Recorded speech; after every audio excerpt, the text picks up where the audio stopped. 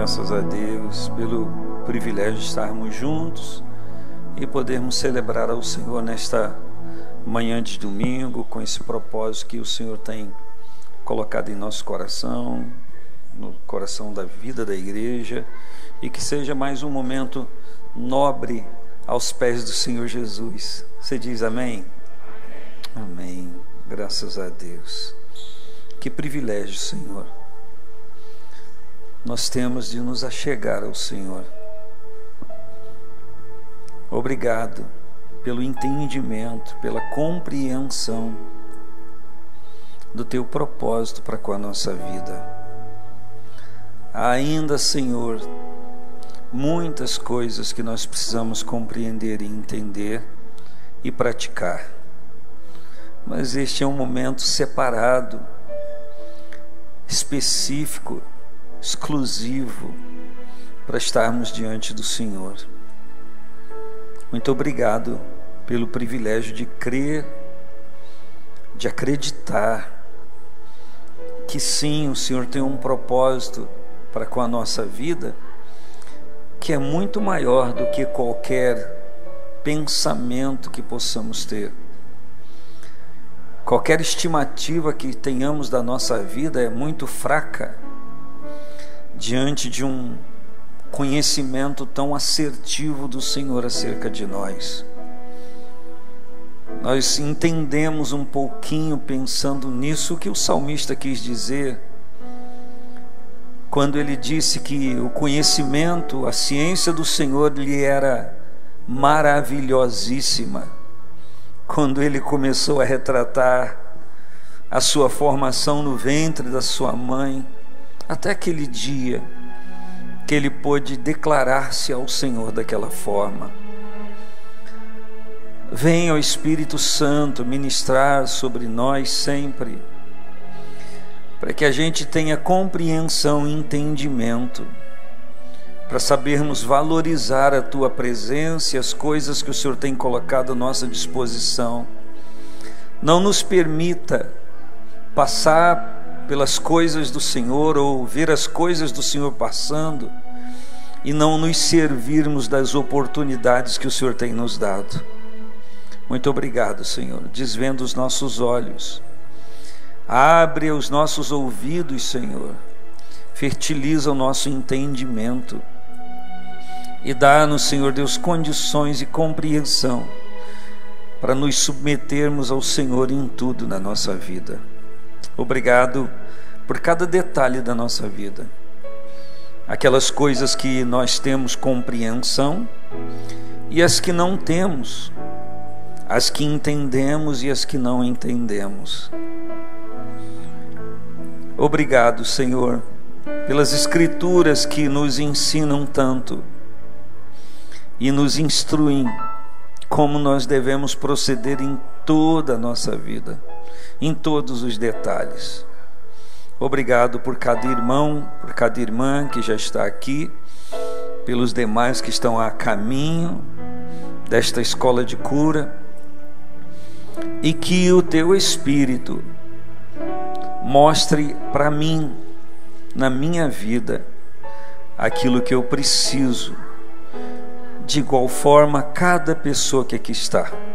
Quem sabe, Senhor, alguém que não está presente, mas estará diante da palavra que será ministrada, do assunto que será ministrado, e também se deixará tocar pelo Teu Espírito, reconhecerá a necessidade que tem de se envolver com o Senhor, embora estando envolvido com tantas coisas desta vida, nós não vamos deixar de nos envolver com o Senhor, que tem para nós toda a orientação acerca das demais coisas. Pedimos ao Senhor misericórdia de olhar, o estarmos aqui, o estarmos diante desta palavra que será ministrada como um ato de fé, como uma postura de decisão, de saber que é no Senhor que nós devemos confiar, que é no Senhor que nós devemos lançar a nossa ansiedade, por reconhecer que o Senhor tem cuidado de nós. Aqui, Senhor, estão famílias representadas, Pai. Trazemos conosco para este culto de adoração e para essa escola de cura convicção de fé e vontade de te celebrar o nome e de te adorar. Mas trazemos também, Senhor, questões da nossa vida para colocar também diante do Senhor, porque entendemos que quando nós compreendemos o Teu poder e lançamos sobre o Senhor a nossa ansiedade, também é uma maneira de te cultuar, quando consideramos que o Senhor tem todo o poder para fazer todas as coisas. E nesta manhã nós nos assentamos à Tua mesa, mesa preparada pelo Senhor, mesa que tem tudo que eu preciso, mesa que sobeja bênçãos para a minha vida. Dá-me ousadia, Senhor, dá-me determinação e coragem para estender a minha mão aos recursos de Deus, aos recursos do Senhor. Obrigado, obrigado por saber disso. Bendito seja o Senhor, bendito seja o Teu nome, a Tua glória em nossa vida. Nós queremos nesta manhã nos servir e nos alimentar de tudo que o Senhor quer nos dar. Nós te louvamos, nós celebramos o Teu nome, em o nome de Jesus. Quem concorda, diga amém. Tua voz me chama sobre as águas, onde os meus pés podem falhar. Aleluia. E ali te encontro no mistério, em meu alma confiarei.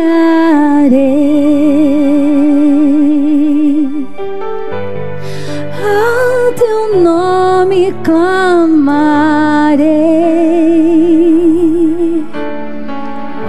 e além das ondas olharei.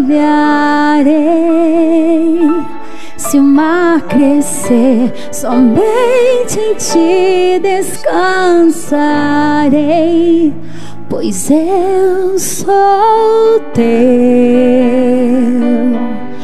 Tu és meu,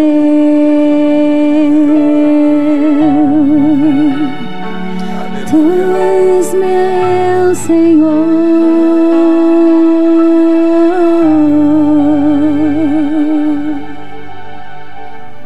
Tua graça cobre os meus temores, Tua forte mão me guiará.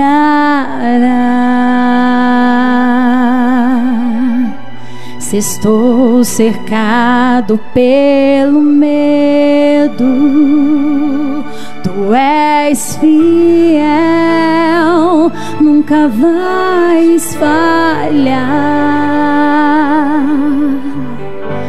E ao Teu nome clamarei, e além das ondas olharei. Se o mar crescer, somente em Ti descansarei, pois eu sou Teu e Tu és meu.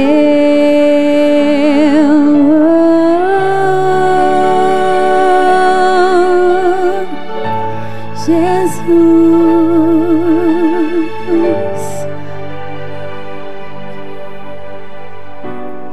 guia-me para que em tudo eu Te confie, sobre as águas eu caminhe, por onde quer que chames. Leva-me mais fundo do que já estive, e minha fé será mais firme, Senhor, em tua presença. Guia-me para que em tudo eu te confie, sobre as águas eu caminhe, por onde quer que chames. Leva-me mais fundo do que já estive, e minha fé será mais firme, Senhor, em tua presença. Guia-me para que em tudo eu te confie, sobre as águas eu caminhe, por onde quer que chames. Leva-me mais fundo do que já estive, e minha fé será mais firme, Senhor, em tua presença.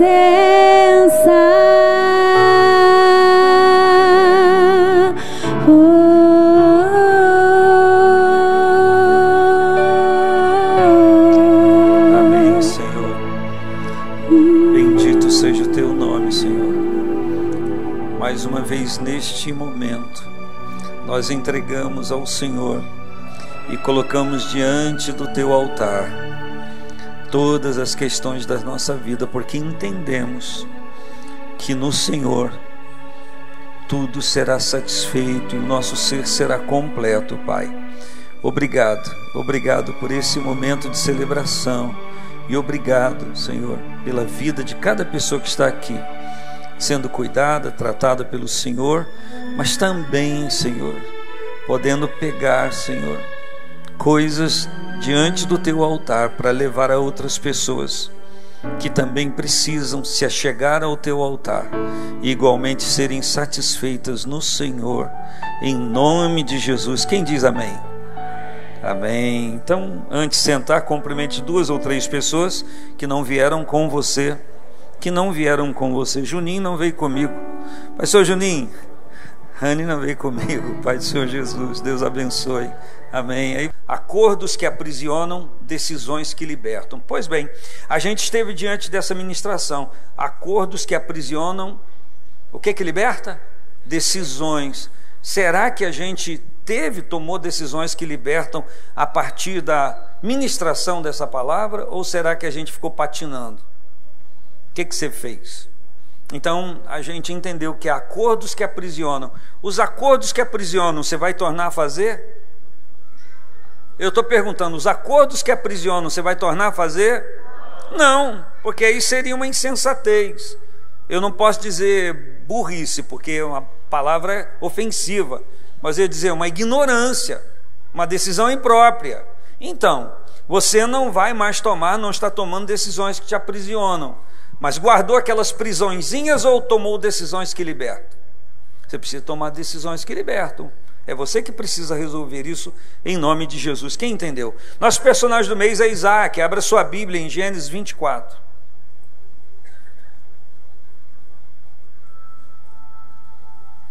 Nós sabemos que o Isaac, ele orou instantemente está escrito, no mesmo instante, no mesmo momento que ele soube que sua mulher era estéril, ele começou a orar, e orou um longo tempo. Ele casou com 40, teve o filho com 60, então orou 20. Se ele orou no mesmo instante, ele deve ter entregue essa oração na hora que ele recebeu o milagre, sim ou não? Sim ou não? Então, Gênesis 24, versículo 63 até o 67.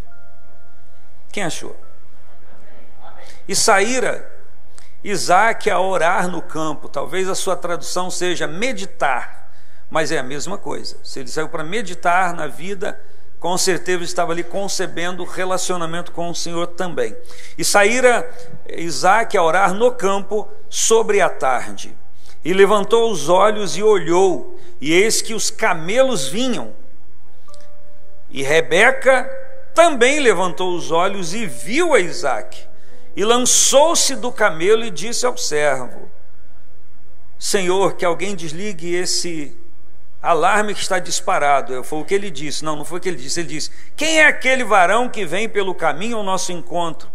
E o servo disse: este é o meu senhor. Então tomou ela o véu, conforme o costume daquele povo naquele tempo, tomou ela o véu e cobriu-se. E o servo contou a Isaque todas as coisas que fizera. E Isaque trouxe-a para a tenda de sua mãe Sara, e tomou a Rebeca, e foi-lhe por mulher, e amou-a. Assim Isaque foi consolado depois da morte da sua mãe. Quem diz amém a palavra? Eu sei que esse texto é conhecido, eu tenho insistido nele há muito tempo. Uma vez numa reunião de casais ministrei sobre esse assunto, não como pretendo falar aqui, mas olhando o contingente daquela reunião. E eu quero falar com vocês hoje sobre o tema consolo, ou consolação, ou ato de consolar. É sobre isso que eu quero compartilhar com vocês, sobre os cuidados da sua oração, porque se você orar e eu for abençoado no falar, todos nós ganharemos com isso. Você diz amém? Então, quando a gente fala de consolo ou consolar, essa é uma expressão que quer dizer confortar, animar, aliviar, aplacar. O dicionário não tem o que eu vou dizer. Eu estive meditando durante essa semana sobre esse assunto do Isaque, então quero compartilhar algumas coisas com vocês, mas para mim, de uma forma muito objetiva, a consolação do Senhor tem como sinônimo suprir. Quando a consolação, o consolo de Deus acontece na nossa vida, nós somos supridos. Então, para mim, a melhor tradução de consolação ou consolo é suprir. Quando o suprimento de Deus vem à nossa vida e nós somos satisfeitos naquilo que nós colocamos diante dele. Você diz amém? Por que nós precisamos ser consolados? Porque nós precisamos de consolo. É claro que quando nós pensamos em consolo, quem teme a Deus, quem busca a palavra de Deus, busca a orientação de Deus, sempre a gente entende que é o Senhor que vai ministrar o consolo, que é o Senhor que vai trazer o suprimento à nossa vida. E como já nos servimos do testemunho do irmão Fábio, Deus se utiliza de várias maneiras, de muitas formas, para fazer chegar a nós aquilo que nós mesmos precisamos ou esperamos. Agora, por que uma pessoa precisa ser consolada? A resposta é rápida e imediata, porque ela está desconsolada. Alguma coisa aconteceu na sua vida que gerou um trauma, gerou uma dificuldade que ela não compreendeu naquele momento, então o sofrimento está ali, a dor está ali presente, a dificuldade de solução, de resolução para aquilo está presente, então ela precisa ser consolada, ela necessita que aquele sangue que está esvaindo seja estancado. Numa alegoria eu poderia dizer, me vem à mente agora, exatamente agora, como aquela mulher do fluxo de sangue. Foram 12 anos perdendo sangue, perdendo vida. Por mais que o organismo repusesse, e não havia naquela época, você deve saber, transfusão de sangue, então ela estava sobrevivendo, poderíamos dizer, por um milagre. Por quê? Ela estava perdendo sangue. E não parava de perder sangue, ora mais, ora menos, então o próprio organismo ajudava ela a reconstruir aquela ausência, mas ela estava no momento de acabar tudo, porque ela já havia gasto tudo, todas as possibilidades, ela não tinha mais a quem recorrer. Então o que ela fez? Ela recorreu a quem ela podia, entendia que ia trazer para ela solução sem nenhum custo a mais do que ela não tinha de suficiência. Mas entenda, o custo que Jesus precisava que ela dispusesse para resolver o problema dela é tão somente a dependência, a fé, o crer, o entender, o conceber. Ele vai estender a sua mão, ele vai ministrar sobre mim. Mas qual o problema dela? Considerada cerimonialmente imunda. Então ela não podia tocar em Jesus, senão ela era morta, por causa de um impuro tocando num puro. Não podia. Então, já que ela não podia tocar em Jesus, é por isso que ela disse: se tão somente, já que eu não posso tocar nele, se tão somente tocar em alguma coisa dele,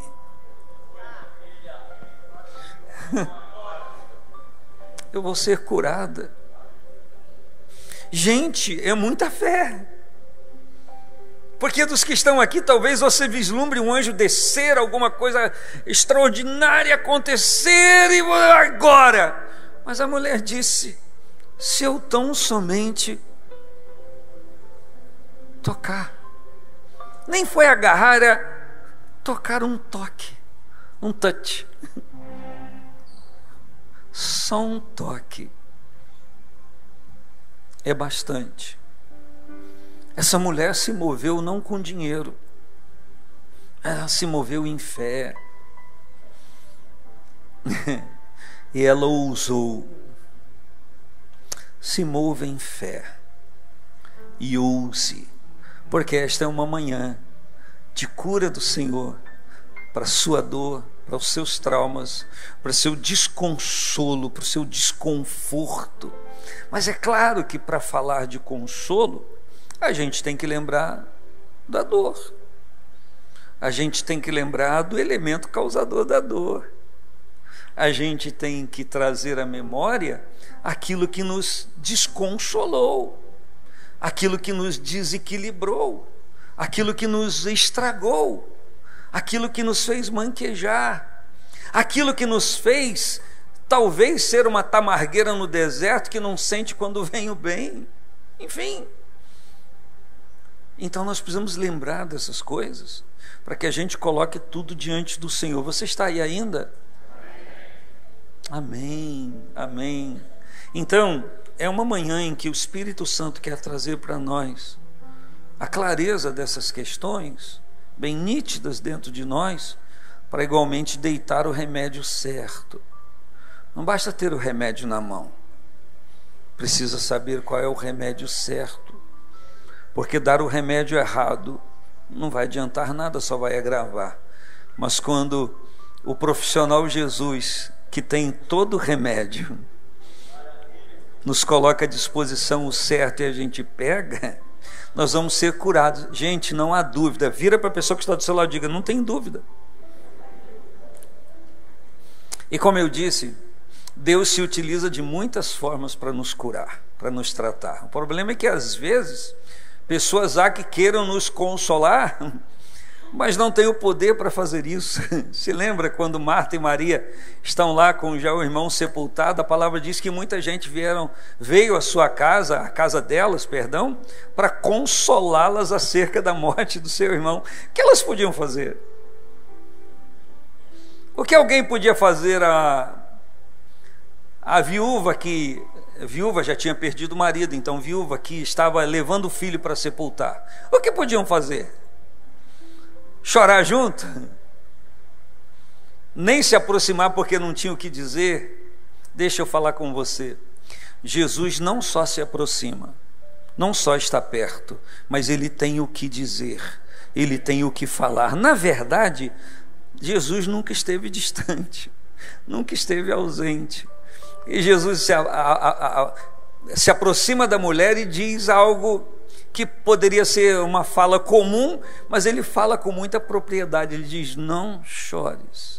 Se Jesus está dizendo: eu vou te consolar agora, com ela foi aquela questão, aquela situação.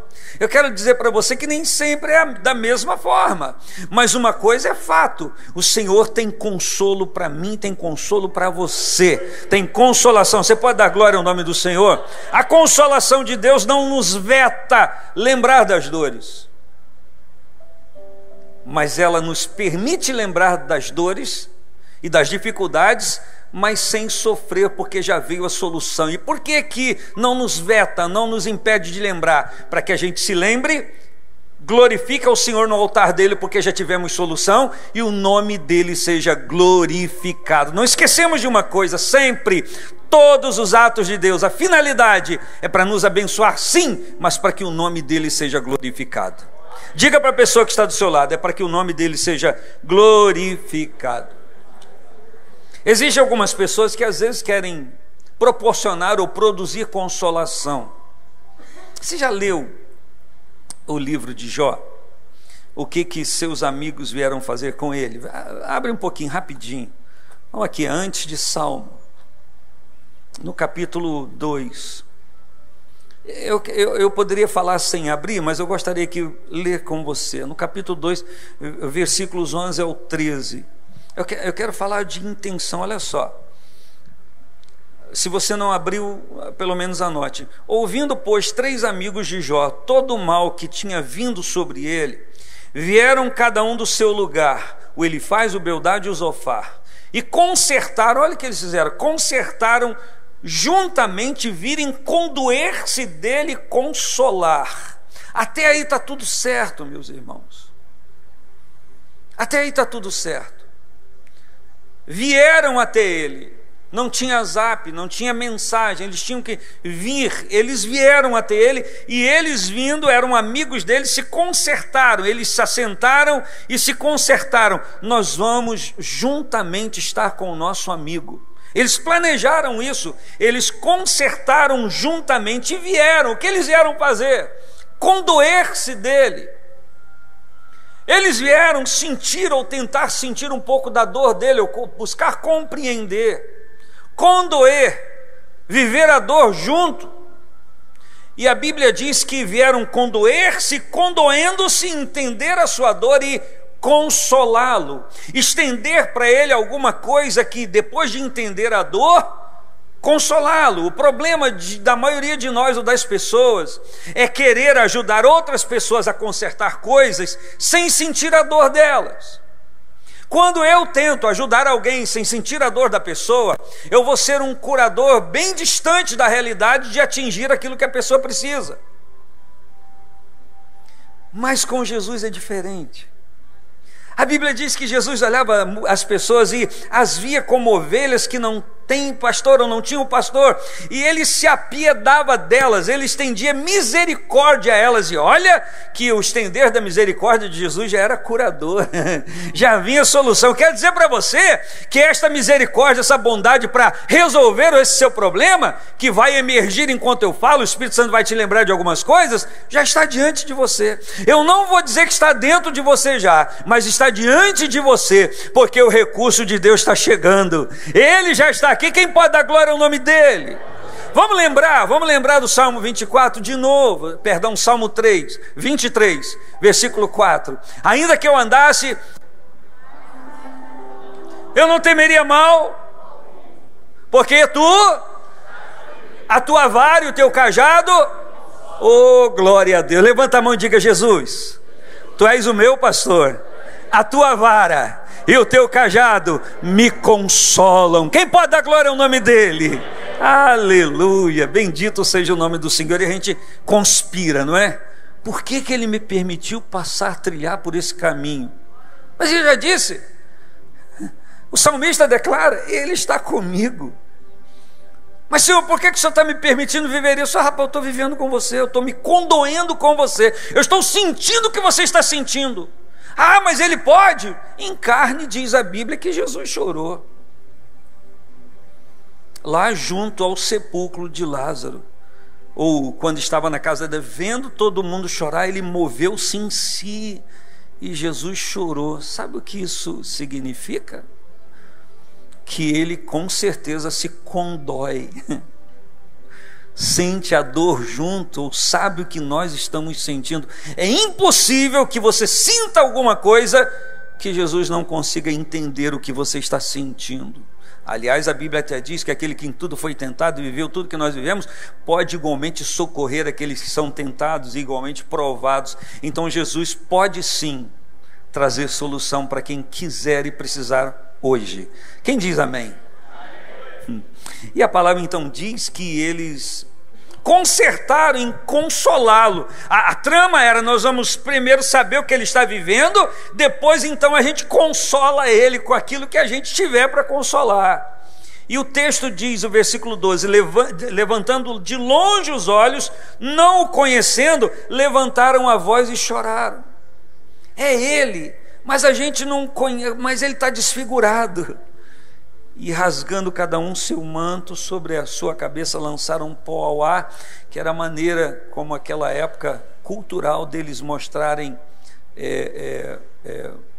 resignação por conta daquilo, ou sentir a dor daquilo que estava acontecendo. Era a maneira deles mostrarem quebrantamento, submissão, rendição. Eles faziam isso, e eles fizeram isso. E a Bíblia diz que eles olham de longe e não o conhecem. Não conheciam o amigo, porque ele estava desfigurado. Não só porque estava desfigurado, mas a situação em que ele se encontrava. Então eles nunca tinham visto Jó daquela maneira. E só em ver um homem daquela maneira, eles já desconfiaram, não pode ser ele. O nosso amigo, tudo bem, a gente sabe que ele está mal, mas não pode estar mal assim. Esse é o problema das pessoas que querem consolar as outras. Elas querem ajudar, elas querem consolar, isso é legítimo, mas a maioria das vezes essas pessoas não conseguem enxergar o nível de dor, o nível de sofrimento, o nível de angústia a que aquela pessoa que precisa de consolo, ser suprida, está vivendo. Ninguém que não tenha condições de compreender o nível de sofrimento que alguém esteja vivendo tenha igualmente condições de suprir, de consolar. E só existe de uma maneira plena alguém que possa fazer isso. É o nosso Jesus. Procura um homem e diga: é Jesus que pode fazer isso. Vai, fala para essa pessoa aí. Eita glória. E se assentaram juntamente com ele. Gente, 7 dias e 7 noites. Nós estamos falando de 7. A Bíblia não fala só 7 dias, diz 7 dias e 7 noites. E o texto diz que nenhum deles dizia palavra alguma, porque viam que a dor era muito grande. Então eles estavam tentando considerar e entender o nível da dor que ele estava sentindo. Sabe qual é a elucidação bíblica? Que eles não conseguiram. Eles não conseguiram entender o nível da dor que Jó estava sentindo. Por quê? Eles viam um aspecto físico, contemplavam o que estava diante dos olhos humanos, mas não conseguiam entender o que estava havendo, que nível de batalha estava havendo. E assim como Jó também não sabia muito ao certo, pode ser que de igual forma esteja acontecendo com alguém aqui. E a sua sorte, a minha, a nossa, é que ele está aqui. Ele quem? O outro Consolador.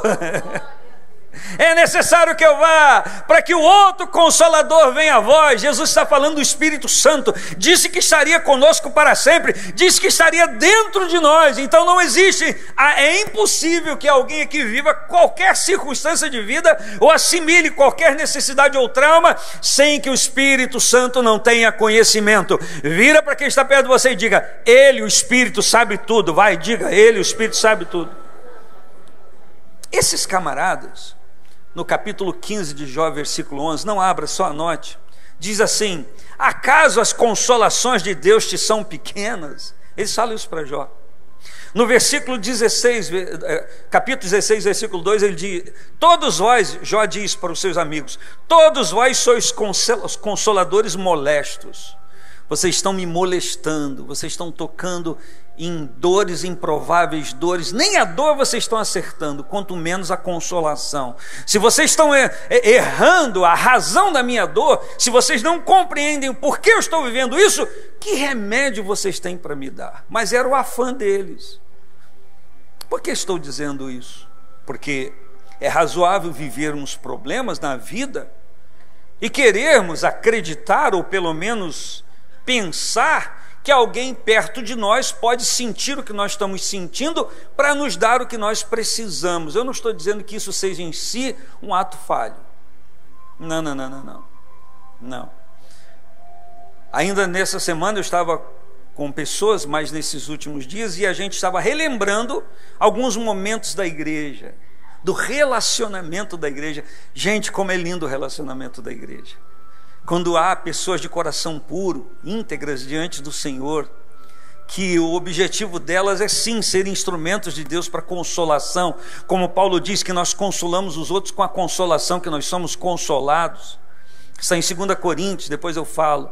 Então, como é lindo entender, detectar, encontrar na igreja pessoas que têm o coração movidos pelo Espírito Santo. Na igreja tem muita gente na igreja sendo movido pelo Senhor para curar. Aleluia, não sei se você pode dizer amém, porque já identificou, ou porque você é um desses instrumentos de Deus, que quando você vê o seu irmão ferido, machucado, condoído, sentido em dificuldade, você não espezinha ele, você não vai lá e joga fermento na dor, na doença, na enfermidade. Não, você é um instrumento de cura de Deus.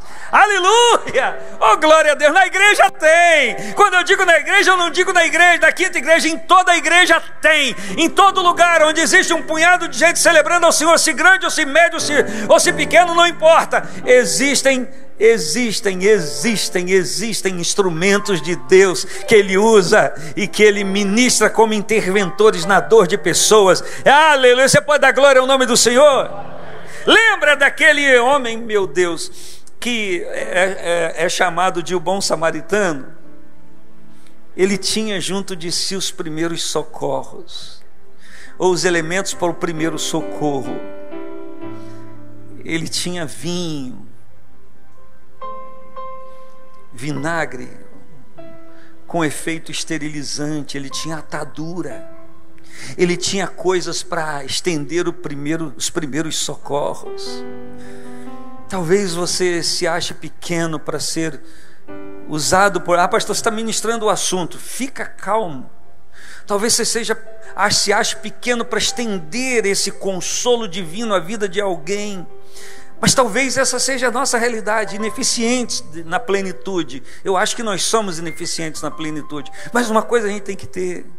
Nós temos que ter os instrumentos para os primeiros socorros, ou o primeiro socorro, que é estender algo de Deus que está presente em nossa vida, que imediatamente aplaque a dor daquela pessoa, para que ela tenha condições de compreender e entender que se achegar a Cristo, e esse é o maior remédio que nós temos, vai ser um elemento sanador, um elemento curador. A igreja está estabelecida na terra por Cristo Jesus para ser esse instrumento de Deus à vida das pessoas. Jesus não formou a igreja para nós nos autoferirmos. Jesus não nos condicionou dentro de uma casa para a gente se ferir um ao outro. Ao contrário, Jesus traz para casa, traz para a igreja pessoas feridas, pessoas machucadas, porque vão encontrar aqui outras pessoas com azeite na mão para amolecer a ferida, com vinho para tirar ali o efeito impuro, e com a atadura para fazer parar de sangrar. É o primeiro socorro para que essa pessoa tenha tempo diante do Senhor, na hospedaria de Deus, que é a igreja, para ser totalmente tratada pelo Senhor. Você está aí orando, você pode dizer: Senhor, eu me ofereço. Orando, você pode dizer a Ele agora: eis-me aqui, Senhor. Se o Senhor me der o remédio certo, eu vou aplicar ao meu irmão, à minha irmã, mas antes eu vou aplicar a minha vida, para sentir que ele funciona. Você pode dizer amém? Estou falando de gente que diz para todo mundo para orar, porque funciona, mas ela própria não ora para si. Então deixou de aplicar o remédio, não sabe o que está servindo. O bom garçom é aquele que, quando vai oferecer um alimento, o cliente pergunta: tá bom isso aí? Ele: beleza, eu já provei, está ótimo.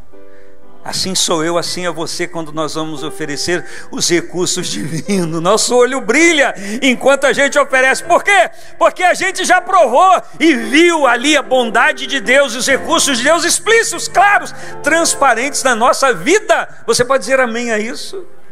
Vira para quem está perto de você e diga: você já entendeu que Jesus está motivando o seu coração? Vira aí.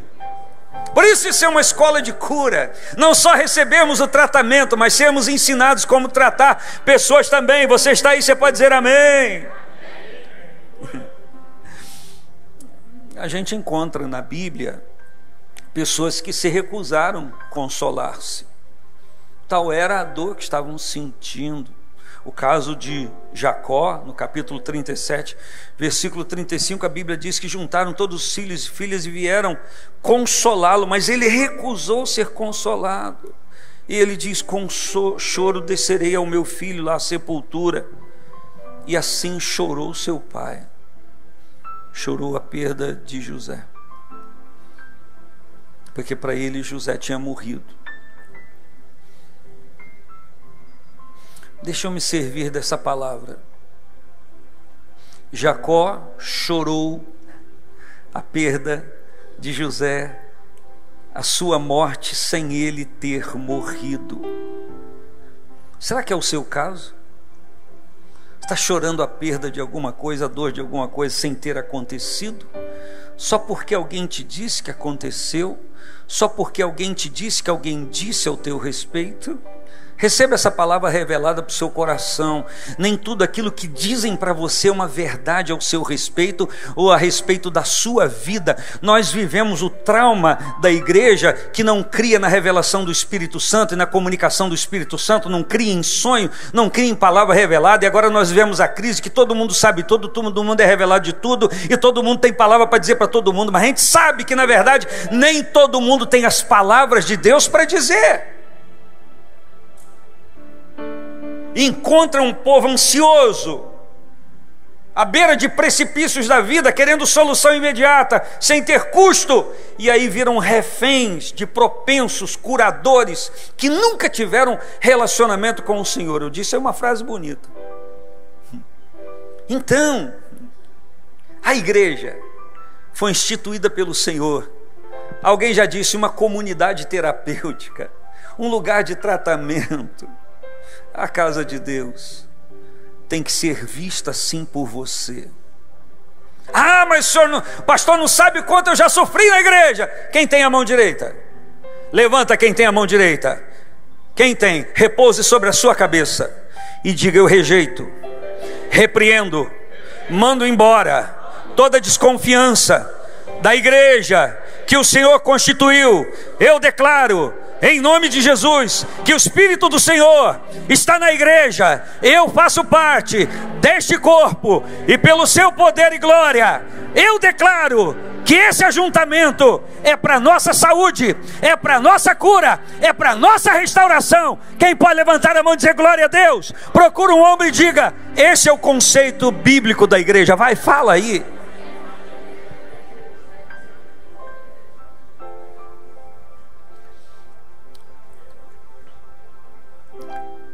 Você se lembra? Ah, pastor, você está falando de consolação, você tinha que falar muito de problema. Eu queria, mas o relógio conspira. Eu falei com a menina quando a gente estava saindo de casa: não é possível. Eu cheguei tarde de viagem, falei: não tem condições nem de voltar a olhar a Bíblia agora, porque não vou assimilar nada, preciso dormir. E acordei cedo. Mas irmão, parece que tem um negócio ali no ponteiro, é digital. Eu não sei se tem alguém controlando o tempo. O que você acha? Tem alguém controlando o tempo? Tem alguém controlando o tempo?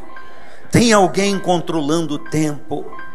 O Senhor controla o tempo e as estações, e a Bíblia diz que Ele muda os tempos e as estações pelo seu próprio poder. É tempo da igreja ter do Senhor algo mudado nos seus tempos e estações, para que nós vivemos o propósito do Senhor. O Senhor está levantando na terra nesse tempo. Você já ouviu como se fala de cura? É tanto projeto, é bálsamo, é escola de cura, é encontro não sei de quê, restauração não sei das quantas. Você já parou para compreender que o Espírito Santo está sarando a igreja desses traumas vividos na vida humana comum, para que esse povo tenha saúde não só espiritual, mas saúde emocional equilibrada, para desfrutar e viver ainda das coisas que o Senhor tem na terra para a sua igreja? Você pode dar glória ao nome do Senhor?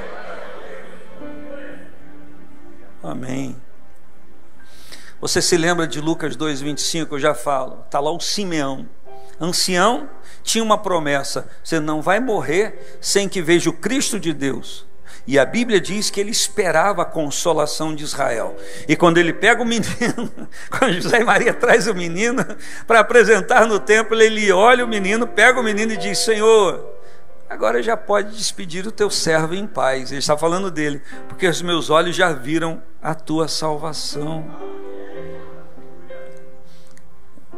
Essa é uma manhã profética. em que você pode dizer ao Senhor: Senhor, agora o Senhor pode me despedir desse assunto em paz, porque eu já recebi o teu consolo na minha vida. A Bíblia também fala, dias atrás até comentei sobre esse texto em um lugar, você anota, eu não vou falar sobre ele agora em função do tempo, só do tempo eu gostaria de falar dele, porque eu tenho que voltar ao Isaac, que está em 2 Samuel 12, a partir do versículo 16, quando Davi interage com Deus sobre, escute isso, sobre o seu filho, ou sobre a criança. A Bíblia diz a criança, que Deus disse que morreria, que inclusive o texto diz que Deus feriu a criança de morte, por conta do ato de Davi. E a palavra diz que Davi, a partir daquele momento, ele se lança no pó, na cinza, ele não toma banho, ele não come, ele fica ali com as suas vestes sórdidas, porque era rei, naquele quebrantamento, naquela forma deles fazerem, como Jó, a semelhança. E ele fica ali, e ele vê os seus servos cochichando, e ele entende que a criança morreu. Ele pergunta: morreu a criança? Eles disseram: morreu a criança. E a Bíblia diz que ele se levanta, vai para casa, toma banho, veste a roupa, se cinge, veste a roupa, perfuma-se e senta à mesa, pega os 2 garfos igual um faminto, bate na mesa, não está escrito, eu estou imaginando, bota o rango aqui, e aí traz aquele monte de comida, ele se ensopapa de comida, eu vejo gordura descendo aqui, não está escrito, mas eu imagino, deixa eu imaginar. E os servos falam assim: o quê? O senhor está doido?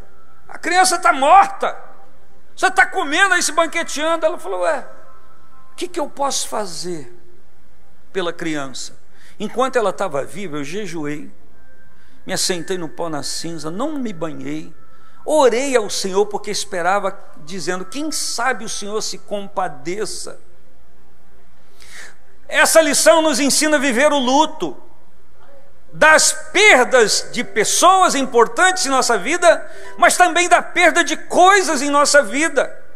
Gente que fica esperando, ressentida, condoída eternamente, sentindo o agravo daquela perda e não se resolvem na vida. Parece que a pessoa foi sepultado o corpo e foi junto a sua alma, o seu sentimento, a sua expectativa de vida, e a gente sabe que é assim para muita gente.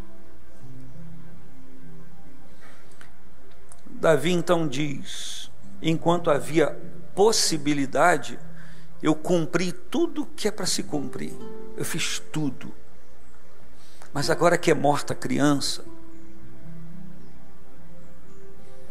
qual é o valor que tem de eu ficar jejuando, com roupa sórdida, na cinza, jogando silício sobre a minha cabeça, chorando a vida toda? Morreu a criança, e eu não estou insultando o seu sentimento, nem ironizando a sua perda, mas será que há alguém aqui que um dia na vida perdeu algo, que não se consolou ainda, não aceitou o consolo do Espírito, não aceitou o consolo de um amigo, um abraço de uma pessoa, e prefere ficar nas cinzas eternamente, com a roupa sórdida eternamente, sem tomar banho? Tem gente que gosta de ficar sem tomar banho. Vira sério para a pessoa que está perto de você, com um olhar assim igual o meu, diga: você não gosta de tomar banho não? Pergunta para a pessoa. Tem gente que continua se banhando no seu próprio sangue, na sua própria dor, na sua própria perda, mas chegou o dia de resolver isso, é hoje. Chegou o dia de resolver isso, é hoje. Eu digo, você fala para o seu vizinho, diga: eu vou dizer, chegou o dia de resolver isso. Você levanta a mão direita e diz: é hoje. Só depois você vai dizer para o seu vizinho. Vai querer consolar ninguém sem ser consolado não. Chegou o dia de resolver isso. Chegou o dia de resolver isso. Terceira vez, chegou o dia de resolver isso. Agora sim você vai dizer para o seu vizinho: chegou o dia de resolver isso. Aponte o dedão, diga: é hoje. Quem pode dar glória a Deus? Se levantou, botou a veste depois de tomar banho, porque tem gente que bota a veste limpa sem tomar banho, se perfumou e mandou ver. Pastor Antônio pegou garfo e faca, aquele garfão de pastor Antônio, bota, é agora. E comeu, mas comeu muito.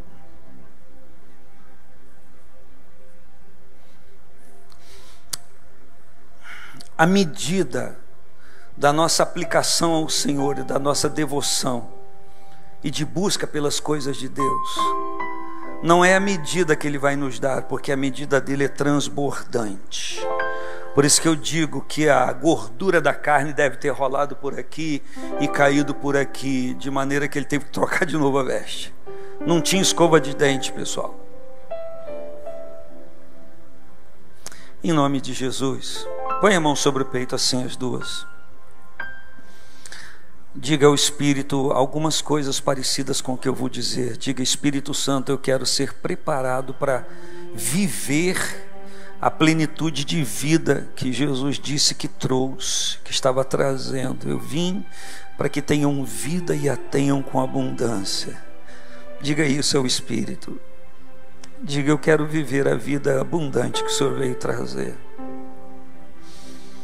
Diga: eu me quebranto hoje, eu me coloco diante do Senhor hoje, para ser tratado pelo Senhor, para ser trabalhado pelo Senhor.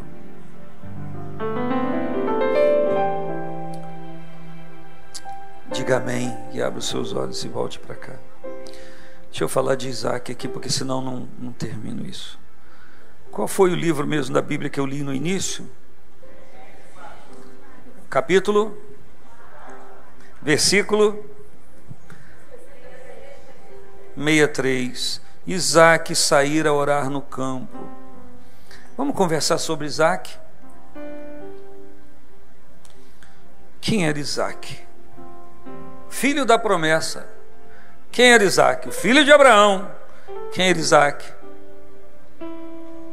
Quem era realmente Isaac? Vamos entender um pouco Isaac, porque é fácil ler isso aqui. Isaac trouxe-a para a tenda de sua mãe Sara e tomou a Rebeca e foi-lhe por mulher e amou-a. Assim Isaac foi consolado depois da morte da sua mãe. Então nós temos várias informações desse versículo, dentre essas que ele tinha problemas, estava vivendo problemas com a morte da sua mãe. Qual é a história de Isaac? Isaac é um emergente, ele nasce de pais idosos, babões, a mãe com 90, o pai com 100, é o filho da promessa.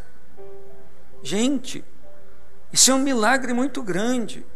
Um filho desse é para ser pego e levantado, glória a Deus, e mais ainda que aquele filme lá do Rei Leão, é para levantar um monte de vezes, dar glória a Deus. Que são milagres do Senhor que acontecem na vida de todo aquele que serve ao Senhor. Eu estou tentando te dizer que tem milagre de Deus acontecendo na sua vida nesses dias, e você precisa enxergar isso. Mas o que acontece? Esse rapaz, ele é desmamado lá pelos idos de 3 anos, 4 anos de idade, segundo o conceito daquela época. E a palavra diz que é uma festa, uma celebração. E antes desse menino nascer, a serva Agar já zombava de Sara. Gente, eu sei o que é isso. A minha família sabe o que é isso. Alguém bater na barriga e falar: aqui, ó, o que está aqui dentro. A minha família sabe o que é isso. Porque um dia uma mulher que teve relacionamento com meu pai ainda antes de se tornar uma adulta, se engravidou dele e batia na barriga. A gente morava assim num plano, ela morava num plano no sítio, um pouco mais. Ela batia: aqui, o filho do teu pai. Eu tenho 6 irmãs, imagine. Minha mãe, antes que aconteça alguma coisa, eu vou rapar fora daqui com a minha família. Oh, minha mãe, que mulher.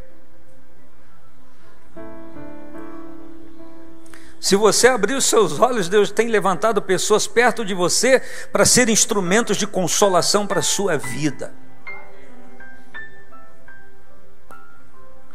Então Agar batia na barriga, aqui ó, filho do teu marido, e começava, a Bíblia diz, desprezava a sua senhora. Ao invés de ser grata, poxa, obrigado, essa que oportunidade está me dando, nosso filho vai ser uma bênção. Não, ela usou aquilo como argumento de afronta. Quantas pessoas são feridas com isso?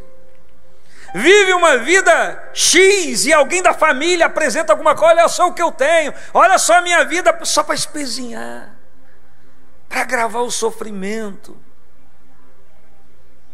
E às vezes nem é o objetivo daquela pessoa fazer isso, mas a pessoa está tão fragilizada emocionalmente que recebe uma boa notícia de qualquer pessoa que está só querendo compartilhar uma bênção, recebe como uma afronta. Poxa, essa pessoa tem tudo, recebe tudo, vem me falar e eu estou nessa situação. Tem gente que faz papel de penina, mas tem gente que não está fazendo, está apenas contando uma bênção. Nós precisamos ouvir a bênção dos nossos irmãos, e nós precisamos aprender da glória a Deus pela bênção dos nossos irmãos e das pessoas da nossa família. Agora, se você se ressente disso, se você se acha diminuído ou diminuído por conta disso, vai orar e perguntar para Deus o que está no seu coração. Já que você compreende, essa pessoa tão boa, não é possível que ela esteja fazendo isso para isso. Eu estou trazendo uma palavra revelada para você, é você que está vivendo isso. Então você tem que parar com essa bobeira de achar que a pessoa está contando é uma afronta a você. Ela só está compartilhando uma bênção, e há um princípio bíblico para ser abençoado: alegrai-vos com aqueles que se alegram. Existem pessoas aqui agora que não estão recebendo a bênção que Deus já queria te dar, porque você não consegue se alegrar com a bênção do outro. Você prefere sofrer, achar que está sendo traumatizado, porque Deus está me permitindo isso. Meu irmão, muda essa cara. Você não vai conseguir mudar essa cara sem mudar aqui, ó, o seu interior, a sua mente. Então mude a sua mente e aceite as coisas como dádivas de Deus. Se alegre com a bênção das outras pessoas e se prepare para ter uma colheita fértil. Eu vou repetir a frase: se alegre com a bênção e com as dádivas na vida de outras pessoas e se prepare para ter uma colheita fértil. Agora, se você preferir se agravar e se traumatizar e lamentar da vida, é uma escolha sua. Mas a partir de hoje eu acho que você não vai ter mais essa decisão. Você vai ter uma decisão nova, porque o Senhor te inspira a tê-la. O Senhor te ensina a tê-la. Você pode dar glória ao nome do Senhor? Pois é, esse menino nasce, seu irmão já é adolescente, e na festa do seu desmame como cultura, o Ismael dá uma curtida. Menino, é comum acontecer nas casas, irmãos. Alguém mais velho vê o mais novo no seu momento. Sempre quando nasce duas crianças em casa, eu posso falar com alguém da família, sempre falo: toma cuidado, como você está levando agora o filho que já tinha. Você vai dar toda a atenção ao que chegou, não esquece daquele, porque isso gera problema. E é claro que o Abraão falhou. Claro. Nasceu Isaac, da sua amada esposa, cobriu de atenção, um milagre que na sociedade explodiu, saiu no primeiro jornal da Mesopotâmia. Um velho de 90 anos, caquético, murcho. Aliás, ele não estava tão murcho não, depois ele casou nem é com a quentura, com a quentura, que a mulher devia ser uma quentura, e teve filhos com ela, o camarada. Cabra bom. Talvez algum irmão esteja dizendo que: Senhor, me dá essa dádiva. E sabia que Deus tem essa dádiva? Deus tem. Cura a próstata, levanta os caídos, abençoa os necessitados. Lê Isaías 61, para que ele veio. Ele veio para ordenar acerca dos tristes da igreja, que lhe dê ornamento ao contrário das cinzas, que lhe dê unção de alegria, que sobrepõe a tristeza. A igreja que está aqui recebe isso. Jesus veio para trazer isso. Isso que eu acabei de dizer não é uma brincadeirinha, é complemento de Deus na vida de quem crê. É exatamente assim. E o que acontece? Claro, toda atenção para o Isaac Ismael, em tese, desprezado ou deixado de lado. E eles estão crescendo junto. E em dado momento, cadê meu irmão? Criança. Primeira infância. Cadê meu irmão? Que brincava com ele, que dava tapa na cabeça. Tem irmão que ainda gosta de levar tapinha na cabeça. Feição. Cadê? Não, seu irmão não está mais aqui não. Seu irmão foi embora com a mãe dele. Mas e agora? Talvez você nunca mais o veja. E aí começa a desencadear traumas na vida de Isaac. Você acha que é só a perda da mãe? Não, é um composto de coisas. Nosso problema é às vezes querer acertar o alvo. Não, foi isso. E às vezes são N coisas que vão se somando. É uma somatização de dores, de perdas, de eventos que acontecem em nossa vida, que a gente não tem condição de apontar uma só coisa.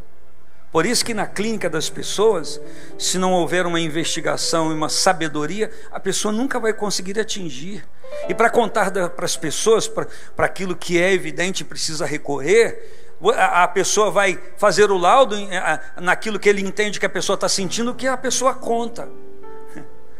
Só que Jesus leva muito em consideração o que a gente conta. Mas Jesus não tem dificuldade nenhuma em entender como nós estamos vivendo e saber o fato gerador, a causa. Jesus sabe de tudo. Seu irmão que não disse glória, diga para ele, olha com olhar de crente, está lá, diga, Jesus sabe de tudo. Fala, Jesus sabe de tudo. E aí ele cresce, não tem amigos, não pode interagir com todo mundo, tem lá escravo. Enfim, ele é o filhinho da casa. Olha, uma velha, desculpe, eu sei que tem senhoras aqui 90 anos, não são velhas, vocês são jovens, estou falando para aquele tempo. Uma senhora idosa, me permita, com 90 anos ela vai parir, ela vai dar luz a um filho. O que você acha que ela vai fazer com essa criança? Põe lá, entrega, bota no baby center da época, bota lá num, como é que é o negócio que a mulher leva para trabalhar? Creche, põe na creche da Mesopotâmia. Você acha que ela faz isso? Não, irmãos. Ele respira, ela está ouvindo. É igual aquela mãe, quero saber se meu filho está vivo. E aí vai lá, bota a mão nos pés da narina para ver se tem ventinho entrando e saindo. Olha a barriga, está inflando, voltando. Você acha que ela dá bobeira? É filho dela, só aquele. Ela nunca mais vai ter outro, ela tem consciência disso. Então o que ela faz? Ela... Como alguém que não tem atenção de alguém, quando alguém dá, a ponto daquele que deu atenção não aguentar mais. Passou a mensagem, tem 1 minuto, se não respondeu, você não se importa mais comigo, né? Aquilo tudo que você disse para mim era mentira, igual todo mundo. Porque ela não sabe aproveitar as oportunidades. Ela é um sanguessuga. Dá, igual o Provérbios diz. Só sabe... E a pessoa tem que viver à mercê daquela outra pessoa. Ninguém merece, ninguém consegue fazer isso. Por isso que muitos casamentos não dão certo. Porque a mulher casa, ela tem trauma, ela tem sofrimento. Ela quer um marido que fique assim para ela, assim, ó. Mas o cara tem que trabalhar. E aí ela liga para o camarada 50 vezes por dia. E se ele é o dono do próprio negócio, ele quebra o desgraçado telefone, ele não aguenta mais. Ou se ele é empregado, está a ponto de perder o emprego. Por quê? Liga para o cara um monte de vezes. E o vice-versa é verdadeiro. Que suga. Ninguém aguenta isso e ninguém consegue viver assim. Quem diz amém?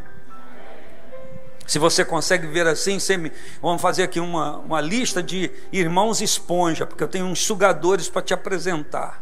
Mas sugador, eu vou botar você para cuidar. Você vê o que é bom. Então, está ali Sara. Eu preciso que vocês constituam isso na mente. Está ali Sara, vivendo isso. E o Ismael está curtindo isso, porque quem tem toda a atenção, todo o carinho, gosta. Quem aqui gosta de carinho? Até eu que sou bom. Quem gosta de carinho aqui? Não, você vai, não, eu gosto de ser pisoteado. Eu gosto de ser espelhado. Gosto.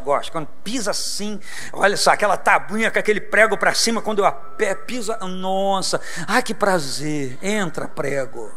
Ainda faça assim, igual barata. Ah, vai contar história para boi dormir? Eu não sou boi, nem quero dormir agora. Ninguém tem prazer nisso. Lá na roça tinha gente, eu conheci uma menina quando estudava, lá na roça ainda tinha 6 anos, 7 anos, 8 anos, ela dizia assim: nossa, eu tenho prazer de ter bicho de pé. Se tem um lugar que é fácil ter bicho de pé, é na roça. E ela, quando ela tinha bicho de pé, ela, nossa, tá alegre. Mas que você alegre assim? É um bicho de pé, 2, 3, nossa. Mas por que você gosta? Porque faz um comichãozinho. É verdade, eu não estou inventando não. Tem gente que gosta de um comichãozinho, de uns bichinhos que faça comichão, até um certo momento, até odiar, ver que aquilo não é bom. Então o Isaac está crescendo, pessoal. Olha a personalidade dele sendo constituída. E daqui a pouco o seu pai aparece para ele. Ele já conhece o relacionamento com Deus, já conhece a lei de sacrifício, de oferta ao Senhor, aquilo que Abraão fazia. E Abraão disse para ele: levanta, amanhã é cedo, vamos levantar cedo. Mas por quê? Nós vamos subir um monte. Subir um monte. Nós vamos sacrificar o Senhor. Beleza, então vamos. Servo, jumenta. Chega em dado momento, para no caminho, aqui, agora vai subir só eu e o menino. Põe a lenha sobre ele, está com fogo na mão, aceso, e sobe, vai subindo. E o Isaac está olhando aquilo. Ué, pai, está faltando nada não? Que, meu filho? Estou vendo o cutelo, estou vendo o fogo, a lenha, estou vendo que está pesado aqui no meu ombro. E o cordeiro para o sacrifício? O Abraão sabe quem é o cordeiro, mas ele não. A história não acontece automaticamente assim. Isaac pensa. Vira para o seu irmão e fala assim: Isaac pensa. Não, você precisa dizer. Vou pedir para dizer de novo. Fala aí. Isaac pensa. Fala, Isaac pensa. Vira para o teu irmão: você também pensa. Você também pensa. Você também pensa. E aí, tá bom, cordeiro, Deus vai prover. Beleza, sobe, arruma o altar, faz o altar. O pai deita ele, amarra ele. Ué, o que está acontecendo? Entra na história. Não só a espiritualize, pensa. Ele está amarrado.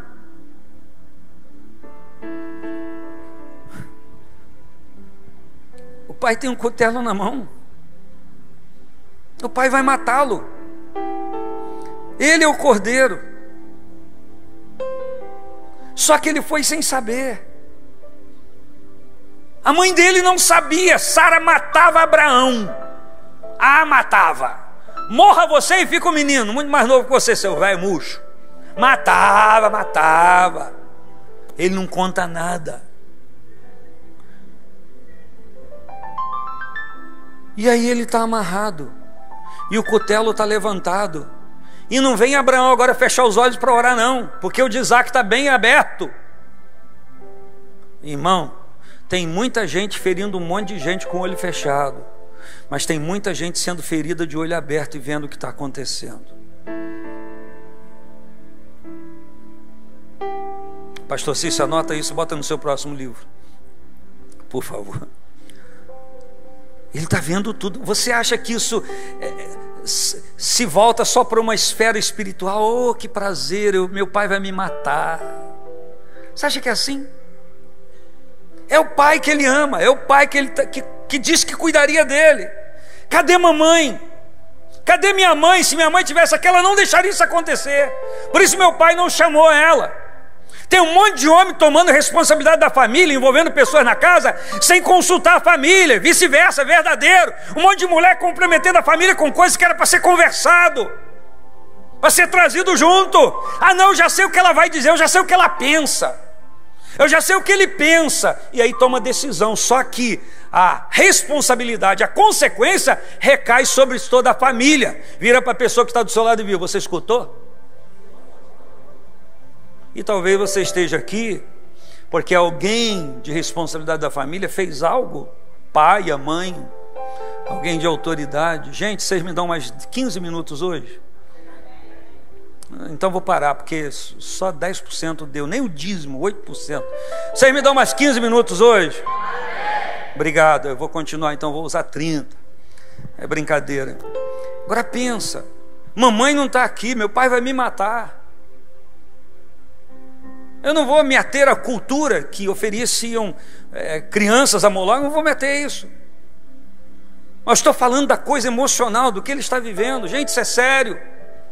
Um monte de gente, a pretexto de ser espiritual, cometendo atrocidades emocionais dentro da família.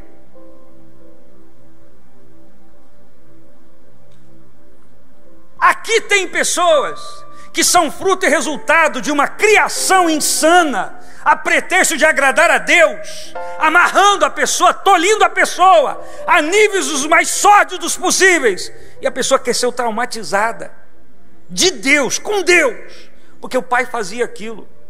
Então pensa, o problema agora não é só o seu pai.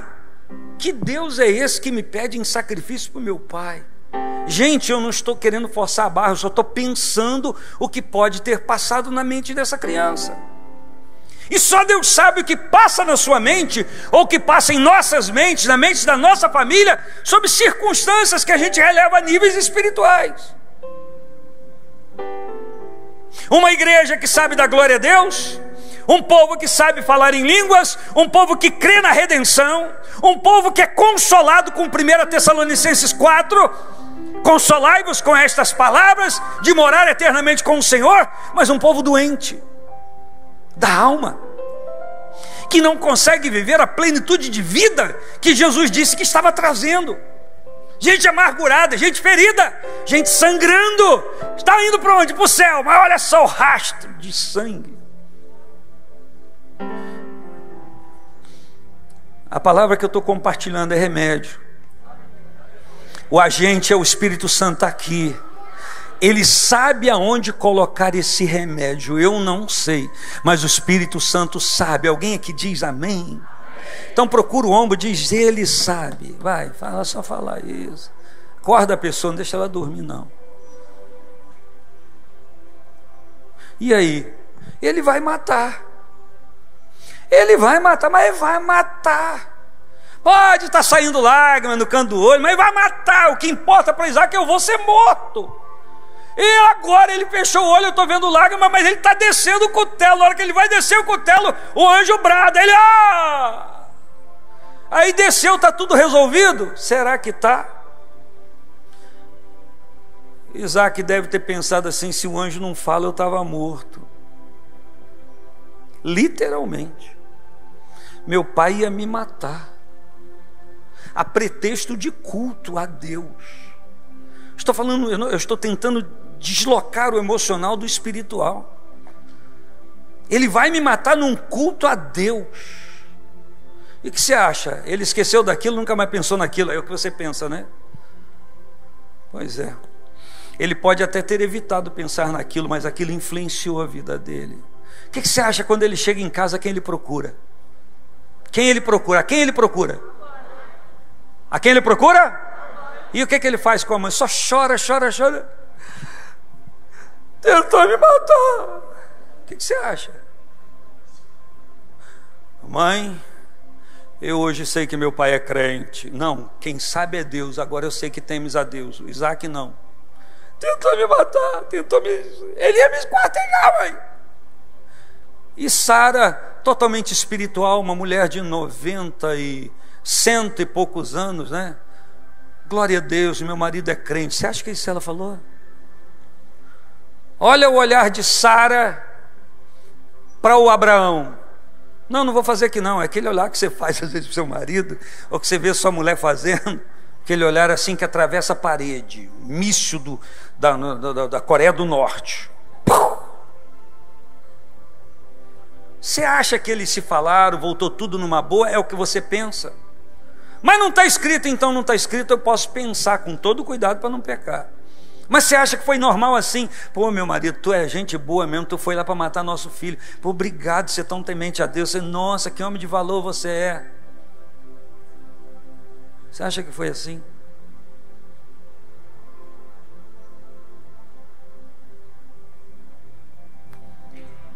Pois é. O ser desse garoto está sendo constituído. Ele tem 37 anos aproximadamente, a sua mãe morre com 127. E durante 3 anos, ele fica sem a presença da sua mãe. Se na constituição da sua personalidade ele entendia que Sara, a sua mãe, era a sua segurança, porque o seu pai fez aquilo com ele, ou intentou fazer aquilo com ele, eu estou supondo, estou no campo da suposição, estou pensando. Então entenda, a morte de Sara não foi tão somente a minha mãe morreu, já era velha, estava na hora de morrer. Não. Morreu o seu esteio, morreu a sua coluna, morreu a sua segurança, morreu a sua certeza de amor, porque em relação ao pai, ele devia ter algumas dúvidas, ele pode ter levado o tempo compreendendo, mas olha só, gente, a história não é simples. Aí, chega nos 40 anos, o pai já queria se ver livre dele, agora eu estou incriminando Abraão, quero casar. 3 anos sem casamento, oh meu Deus, Sara morreu, o senhor arrumar uma mulher para casar, agora que esse menino vai pensar. Imagine Abraão casando com uma quentura, que é quetura, antes do Isaac casar, imagina. Aí então a coisa seria, minha mãe acabou de morrer. Para ele 3 anos da morte da mãe, para ele era assim, o corpo nem esfriou, porque a mãe estava viva aqui dentro dele. Gente, não tem problema algum ter lembrança de quem já partiu, de honrar a memória da pessoa, não tem. Eu tenho 2 pessoas que eu não posso muito ficar pensando, lembrando, remoendo, que eu me emociono. Fizeram parte assim, em momentos especialíssimos na minha vida. São coisas resolvidas, mas há uma saudade, há uma vontade que, poxa, se tivesse aqui, seria tão legal. Comeu pão seco comigo a vida toda, agora tem até um presunto aqui dentro desse pão fresquinho. Pô, seria tão bom se essa pessoa comesse comigo. Tem alguma coisa de errado nisso? Não. Mas tem a partir do momento em que aquilo nos prende, nos segura, nos algema, nos encarcera, e a gente não resolve o problema. Por que você não resolveu ainda o problema dessa pessoa que já partiu? E se está com Deus era motivo ainda da mais glória, ele ainda é resolvido já. Por que você não resolveu ainda o problema da perda de alguma coisa que você já um dia teve e agora não tem mais? Por que você não resolveu isso ainda? A sua vida não é gerida pelo Senhor. Você não crê no amor de Deus, Ele não está presente na sua vida. Claro que há os adendos, é fácil para você falar, enfim, mas não tem tempo para entrar nesse assunto. Mas pensa, aí quando ele completa a idade dos 40 anos, ou lá está completando os 40 anos, seu pai manda o mordomo arrumar mulher para ele. Por que Isaac não tinha casado ainda? É só para você pensar depois. Não casou enquanto a mãe não era viva, e estava ainda 3 anos depois que ela morreu, não casou. Por quê? Só estou pensando com você. Por que coisas da sua vida paralisaram? Porque um evento aconteceu e você não consegue se desprender disso. Em nome de Jesus, tesoura de Jeová, para tirar essas ataduras de você hoje, para você ir livre, viver a plenitude de vida que Deus tem para você. Quem disse glória a Deus? Quem disse glória a Deus? Levanta sua mão direita, vai. Diga, eu vou viver. Eu quero viver. Eu escolho viver tudo que o Senhor preparou para mim. Jogo para trás as coisas que para trás ficam e vou avançando para aquelas que estão diante de mim, e eu vou conquistar o projeto, o alvo, o propósito que Deus tem para mim. Podemos aplaudir ao Senhor e ao seu Espírito? Olha para o seu irmão enquanto aplaude, diz: vai acontecer com você. E aí eu chego ao texto que o servo contou a Isaque todas as coisas que fizeram. Por que você acha que ele contou? Porque quem foi buscar a noiva, a mulher, a esposa, não foi o Isaque. Eu quero aquela. Tem gente que escolhe a vida, eu quero. E aí, conforme a cultura daquela época, não vou entrar no assunto cultural, já tem que terminar, o servo contou a Isaque tudo o que fizeram. Então ele se conscientizou que não era por acaso que a Rebeca estava ali. E só para testá-la, a mulher ainda põe o véu no rosto, pastor Fábio. Imagina, Lidiane com o véu no rosto, fala, agora você tem que casar com a minha filha, mas você não viu.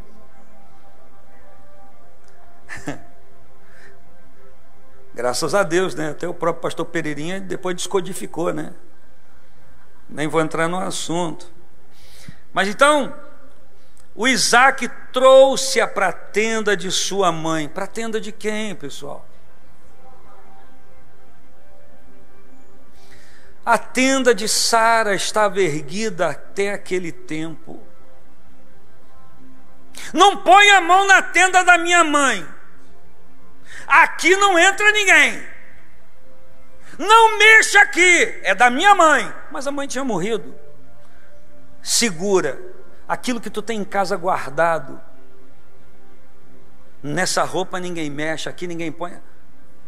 Você quer guardar a alegoria para ficar remoendo a dor? Se livra. Ah não, guardando a roupa você está honrando quem partiu? Existe um outro tipo de honra, um outro tipo de coisa que a gente pode honrar quem partiu. Se tinha princípios, eu vou fazer aquilo que ela me diria para fazer, ele me diria para fazer, não porque me diria, porque é certo diante de Deus. Então quando você faz aquilo, você se lembra daquela pessoa e diz, estou honrando a memória dela, por tudo que plantou na minha vida. Tem alguma coisa de errado nisso? Errado tem fazer o contrário, só porque está com raivinha e não foi consolado, vou fazer só para espezinhar. Errado tem fazer o que Esaú fez, já que meu pai não me abençoou, caso com quem ele não gosta, só para ele sofrer. Isso é errado.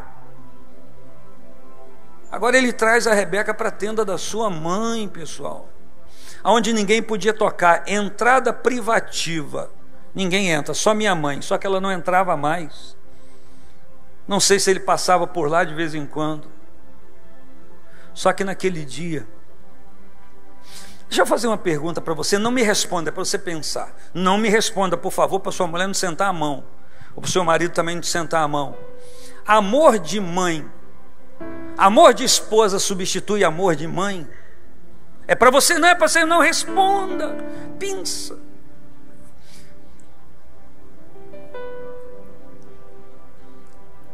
Amor é amor, mas ato de amor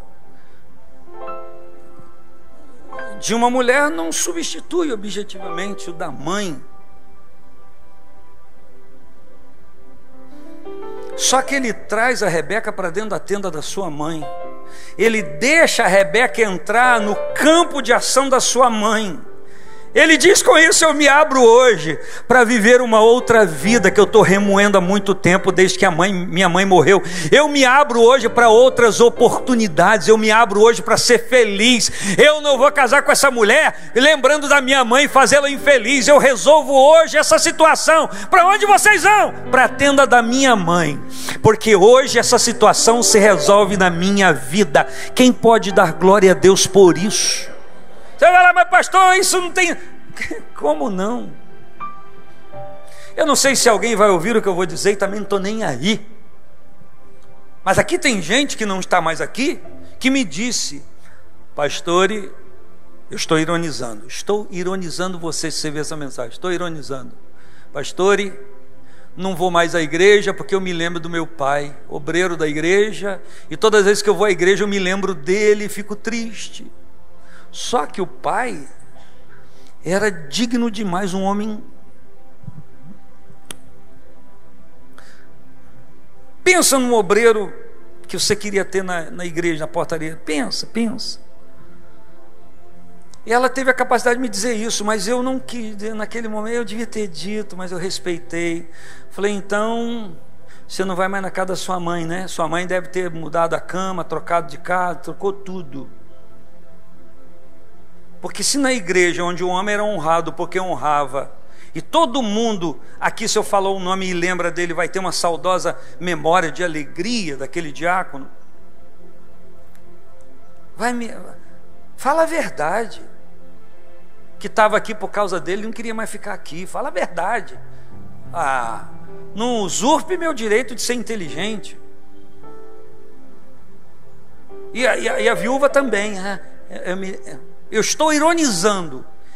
Eu me lembro dele, então deve ter trocado de cama, trocado de carro, deve ter desfeito os móveis da casa todinho, porque nada lembrava ele, só a igreja, mas lembrava com honra. Coisa que lembra com honra é para a gente curtir, é para a gente viver, é para a gente ficar alegre. O que nós temos que resolver é coisa que lembra com dor, que nos sangra, que nos retira o direito de ser feliz. É isso. Quem pode dar glória a Deus, meus irmãos? Oh, Jesus. E ele entra na tenda da sua mãe e ele consuma o seu casamento. Mas olha só o que o texto diz, terminando. Isaac trouxe-a para a tenda da sua mãe Sara e tomou a Rebeca e foi-lhe por mulher. Quando diz foi-lhe por mulher, está dizendo que ele fez o que com ela, irmão? Entrou lá, deixa eu pentear seu cabelo. Eu quero fazer sua unha hoje, vou te ajudar. Olha o que eu tenho de mamãe para você, será que foi isso? Se dizer, tomou-a por mulher e amou-a. Isaac amou a sua mulher. Deixou de amar a sua mãe, a memória da sua mãe? Não! Mas a sua mãe já tinha sido sepultada naquela hora. Ele sepulta a dor da perda da sua mãe e se aplica a viver a realidade de vida que Deus tinha para ele.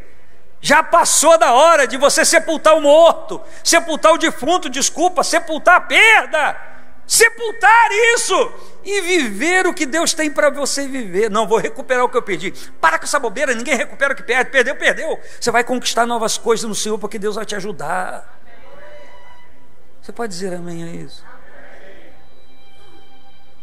Quando eu disse ninguém recupera o que perdeu, eu digo de algumas coisas. Enfim, eu não estou generalizando tudo. Mas a Bíblia diz que ele trouxe para a tenda da sua mãe e amou-a. Já imaginou? Ele lá beijando a sua esposa. Aí a Rebeca disse, você me ama, né? Não, estou lembrando da minha mãe. Minha boca. Larga de ser bicuda. Já passou da hora de vencer isso em nome de Jesus. Você tem consciência disso? Vamos acabar com isso hoje em nome de Jesus. Eu não estou relevando a sua dor como a nada, não. Estou dizendo que você tem que resolver isso. Isso é coisa que está te prendendo. Solta o cabo da nau, rapaz. Ou então sobe o cabo da nau, se for mulher. Em nome de Jesus. Vamos resolver isso. E ele diz que amou-a. E assim Isaac foi consolado depois da morte da sua mãe. Deus está aqui e tem um nível de consolo para você. Enquanto a Rani volta para cá, fique de pé comigo.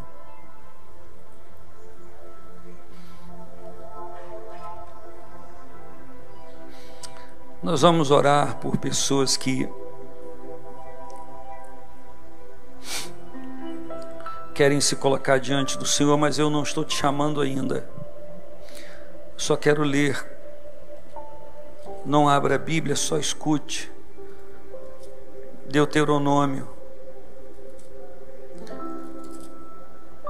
capítulo 4.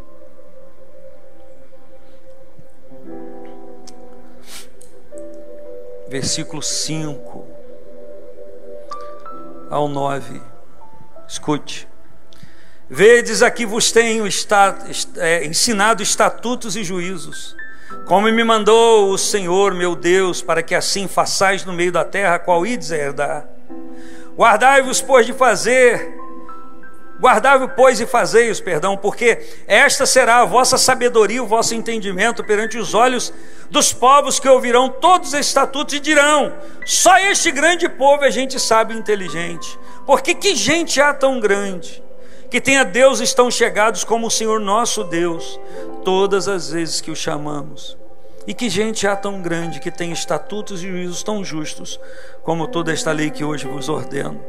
Então somente guarda a ti mesmo e guarda bem a tua alma, que não te esqueça daquelas coisas que os teus olhos têm visto, e se não apartem do teu coração todos os dias da tua vida, e as farás saber a teus filhos e aos filhos dos teus filhos.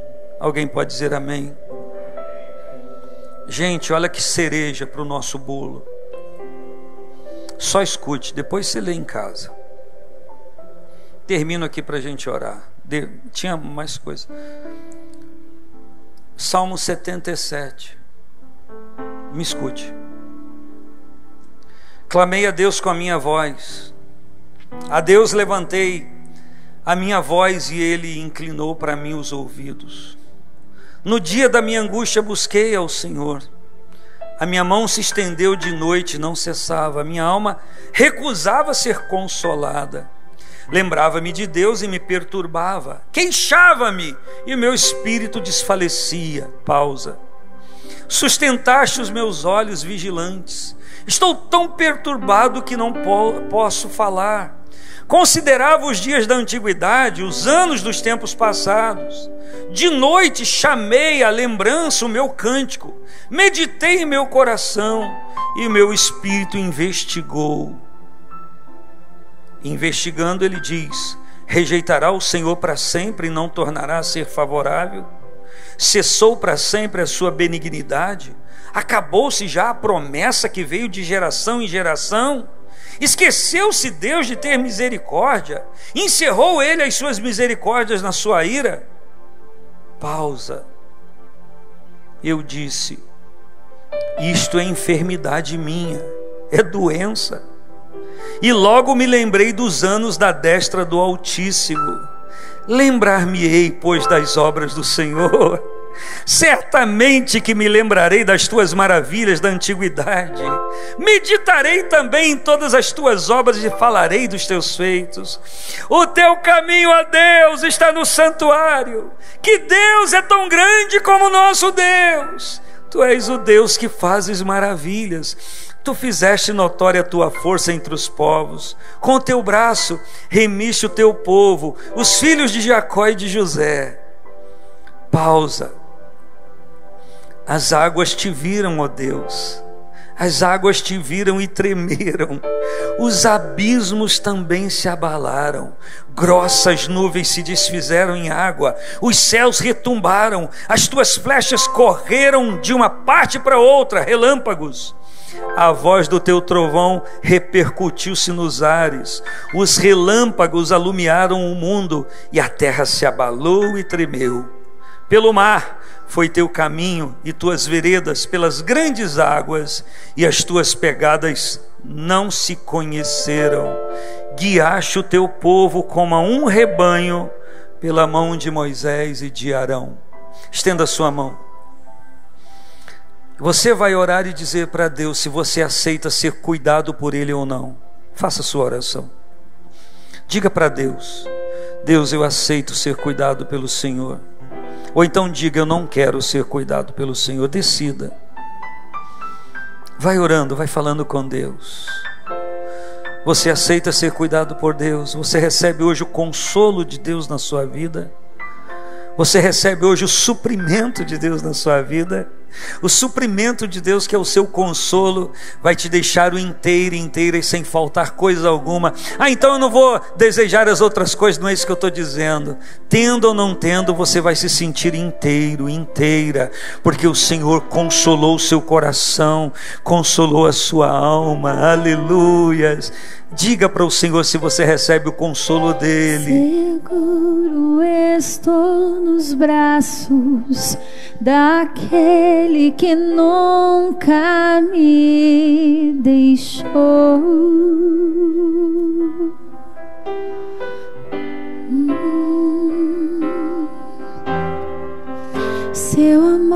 perfeito sempre esteve repousado em mim. E se eu passar pelo vale, acharei conforto em teu amor, pois eu sei que és aquele que me guarda, me guardas.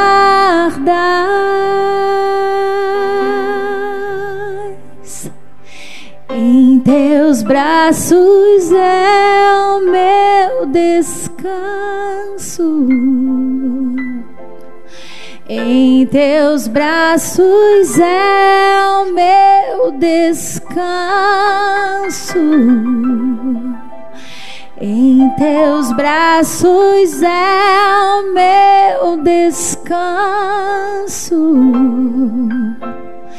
Em teus braços é o meu descanso.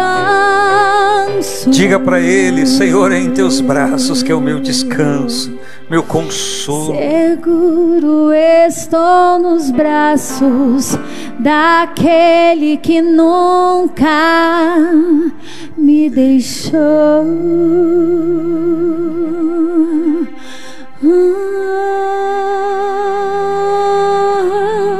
Aleluia. Seu amor perfeito sempre esteve repousado em mim. E se eu passar pelo vale, acharei conforto em teu amor, pois eu sei que és aquele que me guarda, me guardas.